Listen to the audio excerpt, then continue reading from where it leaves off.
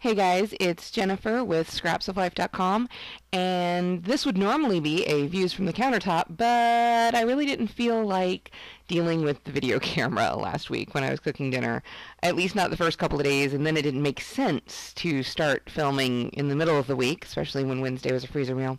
Anyway, I didn't want to not do a video at all, though, because I actually enjoy video, surprisingly enough. And instead, what I thought I might do, I've seen a lot of the Draw My Life videos going on. And I thought, I'm an artist.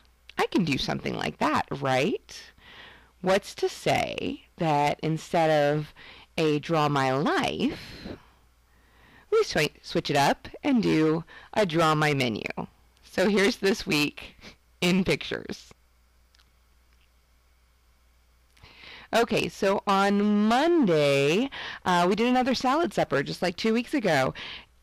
I don't set out intentionally to do a meatless Monday, but the thing is, down here in the South, as it gets hotter and more humid, the fresh produce, even the ones that you keep in the fridge, tends to not last as long. So if I'm going to do something that has a lot of fresh veggies or salad greens in particular, it's best to plan that for earlier in the week. Or I have to go to the grocery store twice, and well, I tend not to like to do that.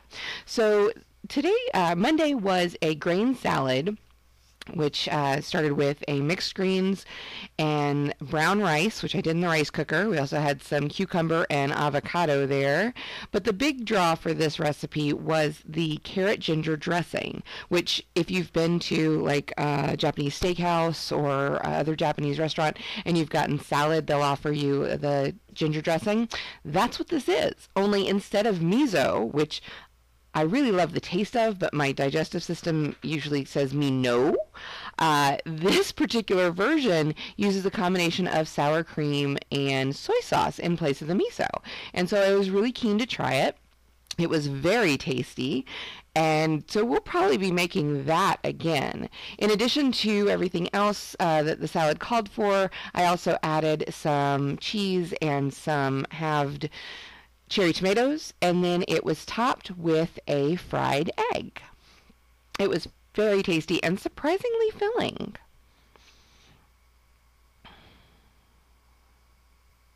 Okay, so on Tuesday, we did a lemon Parmesan chicken. I found this one on Pinterest, I believe. And I started with some chicken tenderloins. You can also use chicken breast or cutlets that you cut up yourself. And then I never use a meat mallet. I just tend to use a small, heavy-bottomed omelet pan to flatten my chicken with if I'm doing like chicken paillard or anything like that. And then it got a 3-stage breading treatment, the first being seasoned browned rice. Browned rice? No, just brown rice. And then the third bin was the gluten-free breadcrumb and Parmesan cheese mixture, and then in the middle was an egg wash with a little bit of water mixed in. Now you always want to remember when you're breading, when you're doing any sort of breading, that you want to season each component because you don't want it to be bland, So anyway, the flattened and breaded chicken breast was then pan-fried in a little bit of olive oil until nice and crispy, and it only took about 2 to 3 minutes per side, so it went really quickly, which was good, because the other, the front-loaded part of the meal was a little bit intense. And then the finished chicken was laid on top of a bed of spinach leaves with more Parmesan on top. And then we also added a dressing of lemon and olive oil in equal parts. This was one puckerful dressing. I might adjust the ratio a little bit because it was really tart. And I mean, there's salt and pepper in there too, but there wasn't anything else. So I think I'd maybe do a 2-to-1 olive oil and lemon juice instead.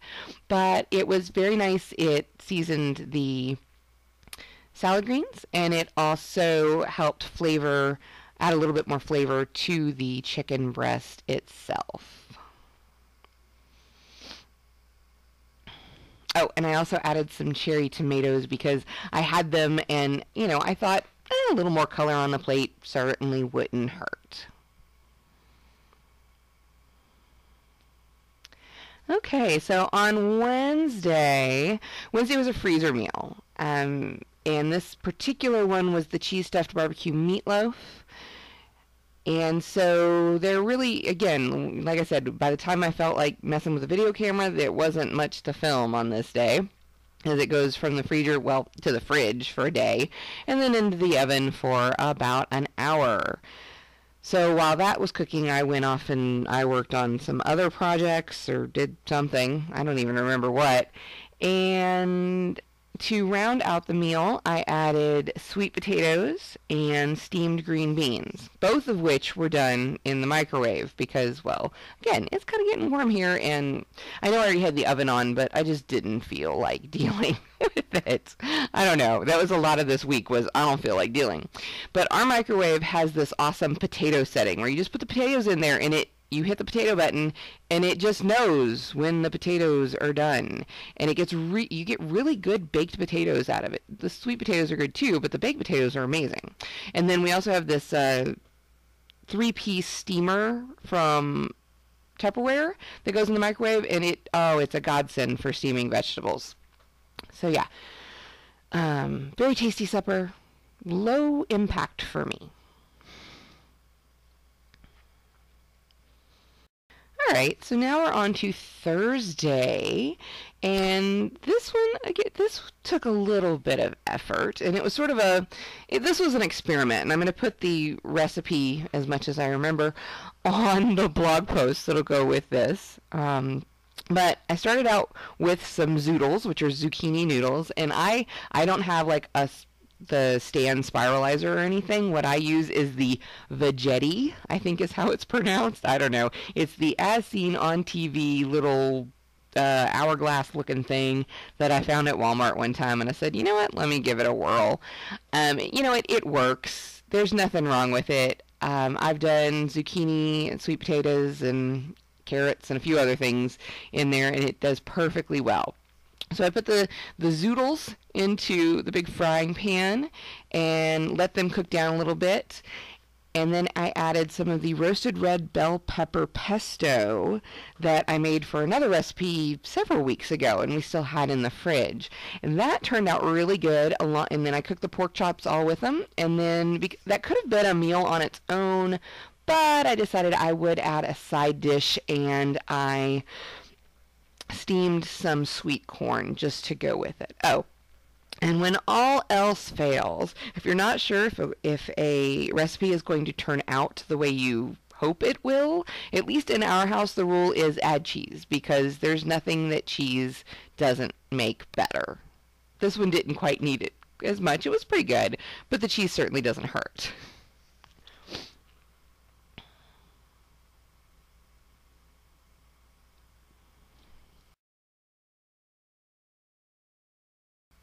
Okay, on Friday, I actually had something planned, but then I forgot when I was doing my menu that it was the Rose Festival parade. So we decided to stay downtown rather than heading home and then trying to go back. And so we stopped in at the Sweetgrass Dairy for yummy supper and drinks, and then we made it back out there in time to see the end of the concert and the fireworks. So on Saturday, after going back out to see the rest of the Art in the Park, Bark in the Park, and all that good stuff, I'm going to have a video of all of that coming soon. I just need to edit it. I had taken another freezer meal out of the freezer. Sorry, that's a little redundant. And this was a tomato sauce with Italian sausage that sat in the crock pot for a good 8 hours. I remember to put it on before we left that day, which is good. And then to go with it, I made polenta-style grits. Because, polenta and grits really fundamentally are very similar. The grind is a little different.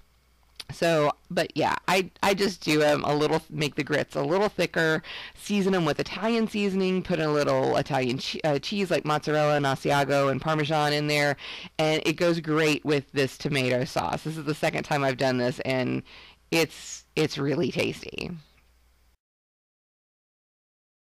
Finally, on Sunday, I had planned to make a Pinterest recipe that I'd come across that was baked Thai salmon. And so it was the salmon fillets or steaks covered in sweet chili sauce. Very simple. But guess what brain trust neglected to put salmon on the grocery list? That would be me. So instead we had baked Thai chicken thighs. You know, it worked. Neither Todd nor I complained at all.